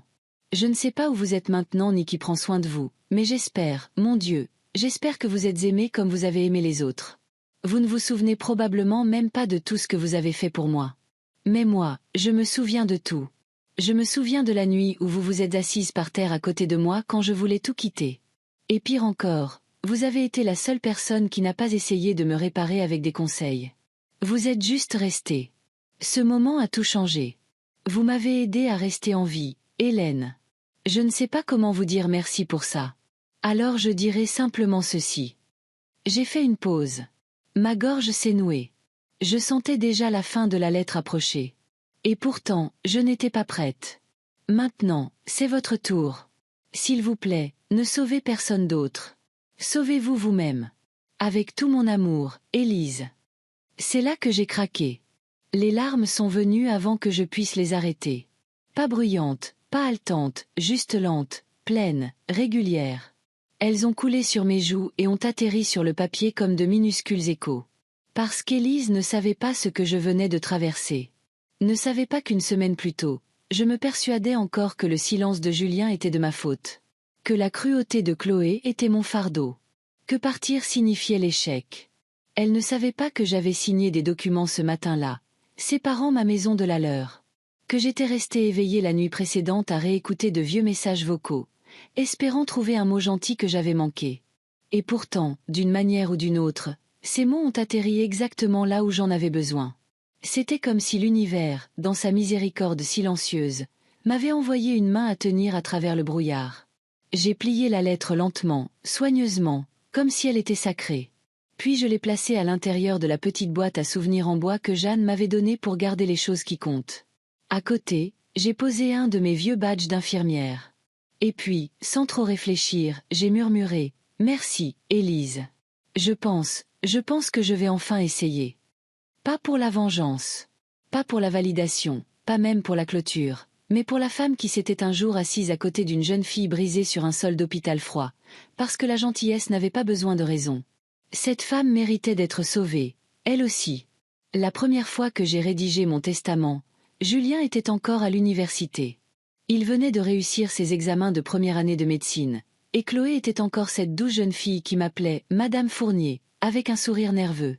Je me souviens d'être assise avec l'avocat, le stylo à la main, fière de l'avenir qui se dessinait. Mon fils unique perpétuerait les valeurs de notre famille. La gentillesse, la compassion, le sacrifice. À l'époque, je lui ai tout donné. Chaque centime, chaque action, chaque once de sécurité que j'avais économisé au cours de 40 ans de double garde, de repas sautés et d'uniformes rapiécés. Cela avait du sens alors. Mais maintenant, l'avenir était différent, et moi aussi. C'était un jeudi matin quand j'ai revu Maître Dubois. Il est arrivé pile à l'heure, comme toujours, une mallette dans une main et une pile de papier révisée dans l'autre. Nous nous sommes assis à la table de la cuisine dans la petite véranda ensoleillée de Jeanne, l'odeur de tisane au citron flottant dans l'air. Il n'a pas demandé ce qui s'était passé. Il n'en avait pas besoin. Il a simplement ouvert le dossier et a fait glisser le nouveau projet vers moi. « Vous êtes sûr de ça ?» a-t-il demandé doucement, ses yeux scrutant les miens. « Une fois que nous l'aurons déposé, il deviendra juridiquement contraignant. » J'ai hoché la tête. Mes doigts tremblaient légèrement en attrapant le stylo. Mais mon cœur était stable pour la première fois depuis des années. La première clause était simple. 50% de mon patrimoine total sera dirigé vers la Fondation Hélène Fournier pour l'éducation en soins infirmiers, avec pour mission de financer des bourses pour les jeunes femmes poursuivant des études d'infirmières dans des communautés mal desservies. Cela semblait juste. Pas dramatique, pas vengeur, juste. Les soins infirmiers m'avaient sauvé. Ils m'avaient donné un but, une stabilité, une dignité. Et même quand ma propre famille m'a fait me sentir invisible, les couloirs de l'hôpital m'avaient rappelé que j'avais de l'importance. Laissons la fille de quelqu'un d'autre ressentir cela aussi. La clause suivante m'a fait voir flou un instant. 10% de mon patrimoine sera accordé à mademoiselle Élise Martin, infirmière diplômée, actuellement en exercice en Bretagne. Ce don est fait avec foi, gratitude et en reconnaissance de sa compassion et de sa résilience, afin qu'elle puisse continuer à éclairer le chemin pour les autres. J'ai souri à travers le pincement dans ma poitrine. Élise n'avait aucune idée que je faisais ça. Elle n'avait jamais rien demandé, mais c'est précisément pourquoi elle le méritait. Elle me rappelait la partie de moi-même que je pensais avoir perdue. La jeune Hélène qui tenait des mains ensanglantées et murmurait « Vous n'êtes pas seule. Je l'ai imaginé recevant la lettre de mon avocat un jour. La façon dont ses mains pourraient trembler, la façon dont elle pourrait s'asseoir lentement, stupéfaite. Peut-être qu'elle repenserait à la nuit sur le sol de la chambre, et peut-être qu'elle comprendrait alors que la boucle était bouclée. Et enfin, il y avait la dernière clause, celle qui rendait l'air plus lourd. Pas de colère, juste finale. À compter de la date de dépôt, Julien Fournier et Chloé Fournier ne sont plus inscrits comme bénéficiaires dans ce testament. Pas d'explication, pas de fioriture, juste le silence. Un silence froid, net, légal. Maître Dubois a hésité avant de continuer. Il m'a de nouveau regardé. Je peux ajouter une déclaration si vous le souhaitez. Quelque chose pour expliquer. J'ai levé une main doucement. Non. L'absence en dit assez. Il a hoché la tête, puis a pointé la ligne de signature. C'était un court chemin du stylo au papier. Mais cette signature, elle portait 40 ans. 40 ans à se tenir derrière les autres, à parler doucement pour éviter les tensions, à espérer que le silence puisse empêcher une famille de se briser, à croire qu'être bonne signifiait être invisible. J'ai appuyé la pointe du stylo. Mon nom a coulé sur la ligne avec une fermeté que je ne savais pas que j'avais encore. Et à ce moment-là, je me suis murmuré, pour la première fois en 40 ans, je signe quelque chose juste pour moi. Maître Dubois a rassemblé les pages. Sa voix était basse, presque révérencieuse. Je le déposerai dès demain matin, et je vous enverrai une copie notariée pour vos dossiers. J'ai hoché la tête. Merci, Maître Dubois, de faire partie de cette transition. Il a souri doucement. C'est plus qu'une transition, Hélène. C'est une reconquête. Après son départ, je suis restée assise en silence pendant un moment. Le soleil avait changé de place dans le ciel, déversant de l'or sur les carreaux de la cuisine. Il n'y avait pas de victoire bruyante, pas d'applaudissements, pas de public. Mais j'avais tranquillement réécrit l'histoire. Pas avec le feu, pas avec la vengeance, juste avec la clarté. Et ça, pensais-je, c'était un pouvoir que personne ne pouvait me prendre. C'était un mardi après-midi tranquille au centre de convalescence, le genre d'après-midi où l'on peut entendre le vent agiter les arbres dehors, où l'air sent légèrement l'eucalyptus et la camomille chaude. Je venais de terminer une séance de pleine conscience et je m'installais sur le siège près de la fenêtre de ma chambre, une couverture sur les genoux, quand je l'ai vue. Chloé. Elle est sortie d'un SUV argenté comme si le bâtiment lui appartenait. Ses talons claquaient trop fort contre le béton. Elle portait ce trench coat beige qu'elle sortait toujours quand elle voulait avoir l'air posé, mais ses mouvements la trahissaient. Raide, frénétique, cassant. Je n'ai pas bougé, n'ai pas fait de signe, j'ai juste regardé à travers les stores. En quelques secondes, j'ai entendu le téléphone de la réception sonner. Puis des bruits de pas ont résonné dans le couloir. Une jeune employée a frappé doucement. « Madame Fournier », dit-elle gentiment. « Il y a une visiteuse qui demande à vous parler. » Je l'ai regardée un instant. « Qui ?» Elle a dit. « Elle s'appelle Chloé. » J'ai tourné mon regard vers la fenêtre. « Dites-lui que je ne reçois pas de visiteurs aujourd'hui. » La jeune fille a hésité, puis a hoché la tête et est partie tranquillement. De ma chambre, je ne pouvais pas entendre les mots exacts, mais j'ai vu le visage de Chloé changer. Le choc d'abord, puis l'incrédulité, puis quelque chose de plus sombre. Ses lèvres bougeaient en rafales rapides. Ses bras gesticulaient sauvagement, et puis les cris ont commencé. « Tu penses pouvoir te cacher ici, Hélène ?» Sa voix a retenti sur le parking comme une sirène, aiguë, en colère, perçant la douce quiétude de l'endroit comme une pierre à travers une vitre. J'ai vu une des infirmières sortir et lui dire doucement quelque chose. Chloé a répliqué assez fort pour que je puisse distinguer des fragments. Belle-mère ou pas, elle ne peut pas m'ignorer éternellement. Nous nous sommes occupés d'elle. Nous avons ouvert notre maison. La porte s'est refermée. Un moment a passé, puis un autre. Et puis, tu ne peux pas simplement nous effacer, mère. Tu ne peux pas choisir de ne plus être la mère de ton propre fils. Sa voix s'est brisée. Tu ne peux pas choisir de ne plus nous aimer. Je n'ai toujours pas bougé. Elle ne pouvait pas me voir d'où j'étais assise, mais moi, je voyais tout. Sa poitrine se soulevant, son mascara commençant à couler, ses mains serrées comme des poings qui ne trouvaient rien à frapper d'autre que l'air. Un autre membre du personnel, un grand jeune homme cette fois, est sorti et a parlé fermement mais calmement. « Madame, nous vous l'avons déjà dit. Elle n'accepte pas de visite aujourd'hui. Nous allons devoir vous demander de quitter les lieux. » Chloé l'a fusillé du regard comme s'il était une mouche qu'elle voulait écraser. Je ne suis pas une simple étrangère, a-t-elle craché. Je suis de la famille. Il n'a pas bronché. Elle a tout de même le droit de fixer des limites. Chloé est restée là, figée, comme si le mot « limite » ne lui avait jamais été adressé auparavant. Comme si c'était une langue étrangère qu'elle réalisait soudain que le monde entier parlait dans son dos. Puis elle a crié une dernière chose. « Mère, tu ne peux pas nous renier éternellement. Tu ne peux pas fermer la porte et prétendre que nous n'existons pas. » Et puis le silence. Le genre de silence qui ne vient pas après une résolution, mais après que quelque chose s'est fissuré. J'ai entendu la portière de la voiture claquer, les pneus crisser légèrement sur le gravier, et juste comme ça, elle était partie. Je suis restée près de la fenêtre un peu plus longtemps, non pas pour me réjouir, non pas pour rejouer ses paroles, mais pour respirer. Pour sentir ce que c'était de ne pas ouvrir la porte. Parce que pendant des décennies, je l'avais toujours fait. Même quand ils me blâmaient, même quand ils me manipulaient, même quand ils offraient le silence au lieu de la gratitude, j'avais toujours ouvert, toujours essayé, toujours été là juste assez longtemps pour prouver que je les aimais encore, même s'ils me faisaient me sentir invisible. Mais aujourd'hui, je n'ai pas ouvert cette porte. Et ce n'était pas un acte de cruauté. C'était un acte de survie. Je me suis murmuré, non pas avec colère, mais avec clarté, je ne te renie pas, Chloé. Je ne te permets juste plus. Il y a une différence. Renier signifie rejeter ton existence. Retirer la permission signifie reconquérir la mienne. Et peut-être que pour la première fois, elle a enfin ressenti ce que signifiait être de l'autre côté d'une limite. Non pas tracée dans le sable, mais dans l'acier. Je ne la détestais pas. Je ne lui souhaitais aucun mal. Mais je ne lui remettrai plus la clé des pièces en moi qu'elle avait maintes fois saccagées. Ce n'était pas de la vengeance. C'était l'âge adulte. C'était la guérison. Et alors que la brise bruissait dans les feuilles dehors et que l'infirmière du centre m'apportait une autre tasse de thé, je l'ai enfin ressenti. Pas le pouvoir, mais la paix. Le téléphone a sonné à 20h47.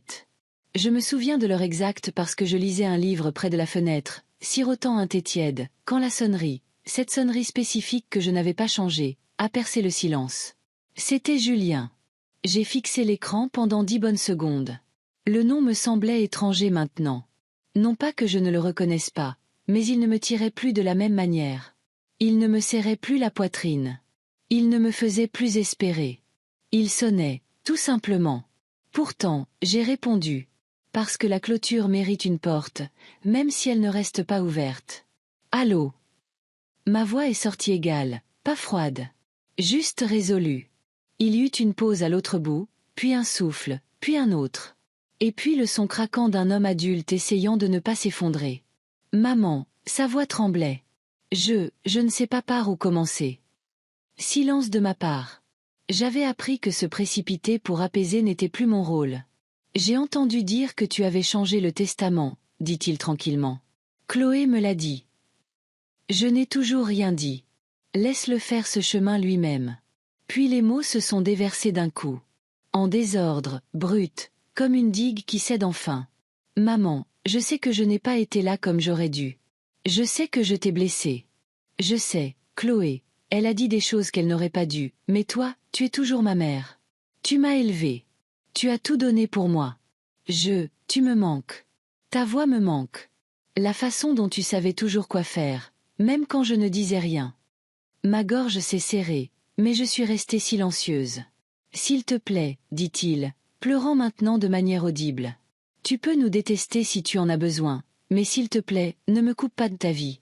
S'il te plaît, ne m'efface pas. Je suis toujours ton fils. Je t'aime toujours. Sa voix s'est brisée. Je t'aime toujours, maman. J'ai fermé les yeux, puis j'ai répondu doucement, calmement, mais clairement, Julien, tu n'es pas effacé. Tu es sorti de ma vie il y a longtemps. Il ne s'agit pas de moi qui te coupe. Il s'agit de toi qui t'es détourné au moment où je rampais par terre et où tu es resté là à la laisser me crier dessus. Silence. Juste sa respiration à l'autre bout. Tu dis que je t'ai élevé. Ai-je continué? Oui, c'est vrai. Je t'ai élevé pour être fort, pour être gentil. Mais quelque part en chemin, tu as choisi le confort plutôt que le courage. Tu as regardé ta femme me traiter comme un fardeau. Tu l'as laissé se moquer de mon corps, de ma douleur, de ma présence dans ma propre maison. Et toi, tu n'as pas dit un mot. J'ai fait une pause. J'ai laissé le poids de cette vérité peser entre nous. Je t'ai supplié avec mes yeux, Julien. J'ai plaidé en silence. Et tu t'es détourné. Il a essayé de parler, mais je l'ai doucement arrêté. Je ne suis plus en colère, dis-je. Je suis fatiguée. Je suis fatiguée d'être toujours celle qui revient en rampant, d'être toujours le ciment. Une autre pause. Puis j'ai ajouté avec une douceur que seule une mère peut donner. Mais je t'aime toujours. Un sanglot a éclaté à l'autre bout. Je ne serai juste pas celle qui réparera ça, dis-je. Pas cette fois. Si tu veux revenir dans ma vie, tu devras marcher vers elle avec tes pieds, avec tes choix, avec des actions, pas des excuses. Il a murmuré. Comment je fais ça? J'ai répondu honnêtement. Tu commences par te montrer sans attente, sans essayer de réécrire le passé, sans me demander de saigner pour que tu puisses te sentir entier à nouveau. Un long silence a suivi. Puis il a dit, presque inaudiblement, je ne sais pas si je peux. Je ne l'ai pas sauvé de cette vérité. Au lieu de cela, j'ai simplement dit, alors c'est là que nous en sommes, Julien. Pas cruel, pas en le rejetant, juste en plaçant le poids de la réconciliation là où il devait être. Pas entre mes mains, mais entre les siennes. Je suis en paix, lui ai-je dit. Et la paix est une porte que je n'ouvrirai pas à la culpabilité. Il a de nouveau pleuré. Et cette fois, je l'ai laissé faire. Non pas que ça me fasse plaisir, mais peut-être que pour une fois, il avait besoin de s'asseoir avec la douleur qu'il avait aidé à causer. Nous nous sommes dit au revoir. Il a dit, j'espère que ce n'est pas la fin. J'ai répondu, ce n'est pas la fin. C'est juste que ce n'est plus sur mes épaules. Quand j'ai raccroché, je ne me suis pas sentie vide. Je ne me suis pas sentie triomphante. Je me suis sentie réelle. Pour la première fois depuis des décennies, je ne tenais pas la famille unie en saignant silencieusement. Je me tenais moi-même. Et en regardant de nouveau par la fenêtre, même endroit, même chaise, j'ai murmuré, je ne suis plus la guérisseuse. S'ils veulent se rapprocher à nouveau, ils devront apprendre à marcher vers moi. J'ai marché assez loin. Je me tenais devant les portes de l'hôpital, les mains rentrées dans les manches d'un cardigan doux qu'Élise m'avait un jour offert. La même entrée que j'avais franchie des centaines, peut-être des milliers de fois auparavant. Mais aujourd'hui, c'était différent. Je n'étais pas ici en tant qu'infirmière. Pas en tant que femme courbée par les doubles gardes, sautant les repas, avalant le chagrin avec professionnalisme. Pas en tant que pilier qui rattrapait discrètement chaque morceau qui tombait aux urgences. Aujourd'hui, j'étais ici en tant qu'Hélène Fournier, consultante en rétablissement de patients, infirmière à la retraite, veuve, et quelque chose que je ne m'étais jamais permis d'être pleinement auparavant. Une personne entière. Les portes automatiques se sont ouvertes avec ce sifflement hydraulique familier. Même carreau poli, même odeur d'antiseptique, même lumière blanche et vive qui avait toujours semblé plus inquisitrice qu'éclairante. Mais je me suis déplacée à travers elle différemment maintenant. Pas de poids sur mes épaules, pas de presse-papier, pas de cri silencieux dans ma colonne vertébrale. J'ai marché lentement dans le couloir principal, saluant de la tête les quelques infirmières qui levaient les yeux. Certaines semblaient me regarder à deux fois. Une a même murmuré à une autre, essayant probablement de confirmer si l'ancienne était vraiment de retour. Je ne me suis pas arrêtée pour expliquer. Je ne devais ça à personne. Au poste des infirmières du 3e Ouest, j'ai fait une pause. Le même poste que j'avais tenu pendant des années. J'arrivais à 5h45 précises. Préparais le chariot de médicaments, examinais les notes, anticipais le chaos avant même qu'il ne commence. Je savais qui essaierait de truquer ses signes vitaux, qui pleurerait à 2h du matin, qui avait besoin d'un verre de jus de gingembre supplémentaire sans le demander. Mais aujourd'hui, j'observais simplement, j'écoutais, j'étais simplement. Puis je l'ai senti. Une présence à côté de moi, timide, respectueuse. Je me suis tournée pour trouver une jeune infirmière. Elle ne devait pas avoir plus de 24 ans, avec des yeux nerveux et un presse-papier nerveux serré contre sa poitrine. Elle a cligné des yeux 2 fois avant de murmurer. « Excusez-moi, madame. Êtes-vous Hélène Fournier ?» J'ai doucement hoché la tête. Son visage s'est illuminé, l'admiration s'épanouissant comme un lever de soleil. Je suis désolée, balbutia-t-elle. C'est juste qu'Élise parle de vous tout le temps. Elle dit que vous êtes la raison pour laquelle elle est devenue plus qu'une simple infirmière. Que vous lui avez sauvé la vie. Que vous êtes une légende. Le mot flottait dans l'air. Légende. Cela m'a presque fait rire. parce qu'il n'y a pas si longtemps, une autre jeune femme, ma propre belle-fille, m'avait qualifié de quelque chose de tout à fait différent. Poids mort. Nuisance. Trop vieille pour aider. Mon regard s'est adouci en regardant la jeune infirmière. Elle me rappelait Élise à ses débuts. Le cœur sur la main, des questions dans chaque souffle. Encore incertaine si la compassion survivrait à la bureaucratie. Dites à Élise. Dis-je doucement. Merci. Elle est là, dit l'infirmière, rayonnante. Elle est dans un autre service maintenant, mais elle s'est assurée que nous sachions tous que vous reveniez.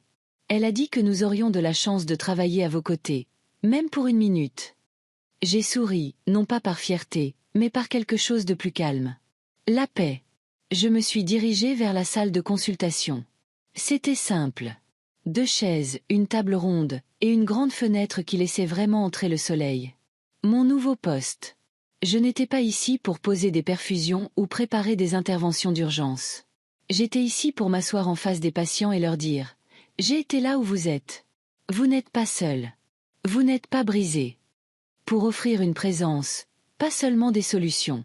Cet après-midi-là, en examinant un nouveau dossier d'admission, j'ai aperçu mon reflet dans la vitre de la fenêtre. Pas le miroir de qualité hospitalière d'avant, mais un reflet plus doux, encadré par la lumière et le temps. Les cheveux plus gris que lorsque j'étais partie. Les rides plus profondes, mais les yeux plus clairs. Et j'ai murmuré, non pas au verre, mais à la femme à l'intérieur. Certains m'appellent une légende. D'autres m'appellent un fardeau. Mais seul moi peux décider qui je suis. Il n'y a pas eu d'applaudissements, pas de parade, pas de fils ou de filles attendant dehors pour dire « Je suis fière de toi, maman ». Juste moi. Mais cette fois, c'était suffisant. J'étais revenue à l'endroit où j'avais un jour trop donné. Et maintenant, je ne donnais que ce que je choisissais. Ni plus, ni moins. Et d'une manière ou d'une autre, en cela, j'étais plus vivante que jamais. C'était en fin d'après-midi quand je suis sortie sur le petit balcon de Jeanne. La lumière avait cette douce inclinaison dorée qu'elle n'acquiert qu'en fin de journée, quand le temps ne semble plus si urgent. Quand le monde soupire au lieu de tourner. Les arbres de sa cour se balançaient doucement, leurs feuilles bruissant comme une berceuse destinée aux femmes mûres qui avaient trop porté pendant trop longtemps. J'avais mon châle drapé sur mes épaules, celui aux bords effilochés et au léger parfum de lavande que je ne pouvais nommer. Dans mes mains se trouvait la même tasse de thé ébréché que Jeanne me donnait toujours. Une fêlure fine courait du bord jusqu'à la base, mais elle ne fuyait jamais. Elle m'avait dit un jour que cela lui rappelait moi. Imparfaite, oui, mais entière. Je l'ai posée doucement sur la petite table ronde à côté de mon carnet relié en cuir usé. Ce carnet avait voyagé à travers des années de ma vie. Il s'était imprégné de larmes et de café, avait été ouvert pendant les gardes de nuit et les aubes sans sommeil, avait autrefois contenu des listes de courses, et maintenant il contenait quelque chose de mieux. Le silence et la paix. La porte coulissante a grincé derrière moi, et j'ai entendu les pas légers de Jeanne. Elle n'a pas parlé tout de suite. Elle ne précipitait jamais le calme. Finalement, elle s'est assise dans la chaise en face de moi. Elle n'a pas apporté de tasse de thé, juste elle-même, sa présence. J'ai pris ma tasse, l'ai tenue à 2 mains. La céramique était chaude du thé, et la chaleur s'est infiltrée doucement dans mes doigts, dans les coins fatigués de moi. Jeanne m'a observé un moment, puis a demandé de sa voix calme et basse. « Comment te sens-tu aujourd'hui » Sa question n'insistait pas. Elle invitait. Je l'ai regardée, cette femme qui m'avait accueillie chez elle sans me demander d'expliquer les ecchymoses sous ma force, cette femme qui savait que parfois la guérison n'était pas bruyante. Elle était lente. Elle était petite. Elle était immobile. J'ai expiré lentement et j'ai laissé les mots monter, sans forcer. Je ne leur ai toujours pas pardonné, dis-je. Je m'attendais à ce que l'air change, peut-être se tende. Il n'en fut rien. Jeanne a simplement hoché la tête. Et j'ai souri. Un sourire doux, honnête. Non pas par amertume, mais par clarté. Mais je me suis pardonné à moi-même. La brise a soulevé une mèche de cheveux de ma joue, comme pour embrasser la vérité de ces mots. Je les ai sentis s'installer dans ma poitrine comme une pierre dans le lit d'une rivière. Ne se fracassant plus, juste se reposant. J'ai pris une gorgée de thé. C'était de la camomille. Toujours de la camomille. Mes yeux ont dérivé vers la cour en contrebas. Un enfant faisait des bulles et un golden retriever les poursuivait avec une conviction absolue. Le monde continuait, indifférent au décombre ou à la reconstruction du cœur de quiconque. Et c'est peut-être ce qui le rendait beau. C'est peut-être ce qui me rendait libre. Il fut un temps, pas si lointain, où je croyais que ma valeur était liée au service, à l'endurance, au fait d'être celle qui restait quand personne d'autre ne le voulait. Mais j'avais appris que les limites n'étaient pas des murs. C'étaient des portes. Que j'avais finalement verrouillées derrière moi. Et non par haine, mais par amour. Pour la femme qui s'était pliée, et pliée, et pliée, jusqu'à ce qu'elle s'arrête. Jusqu'à ce qu'elle se tienne droite. J'ai attrapé mon carnet, j'ai passé mes doigts sur sa couverture, puis je l'ai laissé fermer. Pas besoin d'écrire quoi que ce soit aujourd'hui. Certaines vérités n'avaient pas besoin d'être enregistrées pour être réelles. Jeanne s'est penchée en arrière, le regard doux. Elle n'a pas demandé plus. Elle n'en avait pas besoin. Et je n'avais pas besoin d'expliquer que la guérison ne signifiait pas toujours des relations réparées. Parfois, cela signifiait simplement choisir de ne plus porter la fracture de quelqu'un d'autre dans sa propre cage thoracique. Assise là, la tasse de thé blottie dans ma main, le soir se repliant sur la nuit, une seule pensée a fleuri. Je ne suis peut-être pas leur infirmière, mais je ne suis plus leur patiente non plus. J'ai guéri quelque chose de plus profond que l'os.